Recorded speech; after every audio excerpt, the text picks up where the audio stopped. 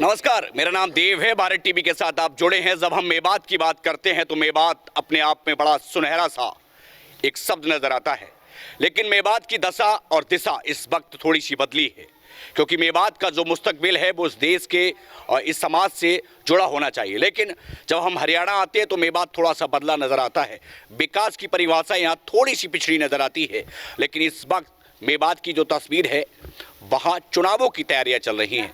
जिला पार्षद एक यहाँ पर पद होता है जिसको लेकर के बहुत सारे नौजवान इस दौड़ में हैं, और भारत टीवी की कोशिश है कि वो हर उस नौजवान के पास पहुँचे जो वाकई मेवात के किसान के लिए, मेवात के नौजवान के लिए और मेवात की जो तकलीफ़ है उसको दूर करना चाहता है।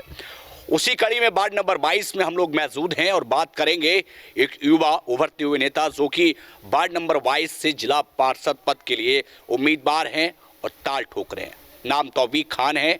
इंदाना में हम इस वक्त मौजूद हैं और जानेंगे कि आखिरकार सियासत में आने की इच्छा क्यों हुई और आगे उनकी क्या तैयारियां हैं और अब तक जनता के लिए तौफीक खान क्या कर चुके हैं। तो आइए सीधे आपको लेकर के चलते हैं तौफीक खान के पास। जी तौफीक जी, बहुत बहुत स्वागत है पहले तो आपका बहुत बहुत स्वागत है इसका। किस तरीके से देखते हैं तौफीक खान, मन में कब आया कि चुनाव लड़ना चाहिए, क्यों दिल में आया कि राजनीति में आना चाहिए? ये जी मन में तो पिछले 5 साल में भी था जी, और 5 साल पहले और 10 साल से पूरी मेहनत करी है गाँव में जा कर। जी जी, बड़े बूढ़े की पेंशन की समस्या, पानी की समस्या, बिजली की समस्या, बहुत सी समस्या हैं जो गाँव में, जो बहुत ज़्यादा परेशानी आती है इस चीज़ों से। इनकी वजह से लगा कि राजनीति में आना चाहिए जी। और बहुत बड़े जो ये लीडर हैं जी, ये पूरा ये एरिया जो नूह एरिया है, जो जिला है जी, ये बहुत पिछड़ापन है इसमें जी। आज से नहीं, बहुत काफ़ी समय से कांग्रेस की भी सरकार रही जी, इन लोग की भी सरकार रही जी, बीजेपी की भी सरकार रही जी। इसमें बहुत पूरे ज़िलों में सबसे पिछड़ा हुआ जिला नूह जिला है जी। तौफीक खान, आप गांव से हैं जी और गांव में रहते हैं जी। आपने गांव के लोगों के लिए काम भी किया है जी हम देखते हैं मेवात में आप जिला पार्षद पद के लिए ट्राई कर रहे हैं, कोशिश कर रहे हैं जी। क्या वजह है? स्कूल अच्छे नहीं हैं, पानी की समस्याएं हैं, नौजवानों के सामने काम नहीं है जी। कभी दिल में आया कि जो बड़े नेता हैं उनके सामने कभी बात रखी आपने इन लोगों के बारे में? इनकी जो दर्द भरी कहानी है वो बड़े नेताओं के पास तौफीक खान कभी लेकर के गए आप? कई बार रखी जी सामने जी, रईस खान के भी सामने रखी जी, जी जी, मोहम्मद इलियास के सामने भी रखी जी। जी। लेकिन आते हैं हजारों वादों करके फिर झूठ बोल के चले जाते हैं। अच्छा अच्छा, क्या लगता है तौफीक, आप अब जिला पार्षद की तैयारी में जी, क्या समस्याएं हैं जो आपके आसपास गांव हैं जो आपके वार्ड नंबर 22 में आते हैं? जैसे हम देखते हैं पानी नहीं है जी। अगर आपको यहाँ के लोग पार्षद बनाते हैं तो किस तरीके से इन समस्याओं को आप दूर करेंगे? वाकई ये समस्याएं दूर होंगी? जी, दूर होंगी। पानी, बिजली, जो रास्ते की जो भी परेशानी है, जो लाइट, जो भी समस्या है गांव की, कब्रस्तानों की चारदीवारी, जी, जो भी समस्या है गांव की, सब इंशाल्लाह सबको लेके चलेंगे। नौजवान बुजुर्ग सबकी सुन के चलेंगे। जो भी दिक्कत है जी गांव में, सबकी समस्याओं को सावधान करेंगे जी इंशाल्लाह। तौफीक जी, एक सीधा सा सवाल है, बड़े सीधे लोग हैं मेवात जी। के, और इन मेवात के लोगों को हर साल छला जाता है चुनाव जी कुर्सी मिलने के बाद लोग भूल जाते हैं इन सीधे लोगों को। जी ट्रक ड्राइवर है जिनके पास लाइसेंस नहीं है, जी। क्या कभी इस मुद्दे को आपने उठाया, नेताओं के सामने रखा? कई दफ़ा इस गांव के अंदर हर जो आते हैं ना जी, जी। वोटों के टाइम पे, जी जी, वो आकर हर समस्या को सावधान दे के जाते हैं, लेकिन झूठ बोल कर चले जाते हैं जी। ये बहुत तगड़ी समस्या है लाइसेंसों की जी। जी जी, बहुत से नौजवान ड्राइवर मेवात में ज़्यादा करके ड्राइवर गाड़ी लाइन के, उनके हैवी लाइसेंस ना जी, बिगर लाइसेंस के गाड़ी मिल ना पाए जी। अच्छा। ये बहुत तगड़ी समस्या है जी।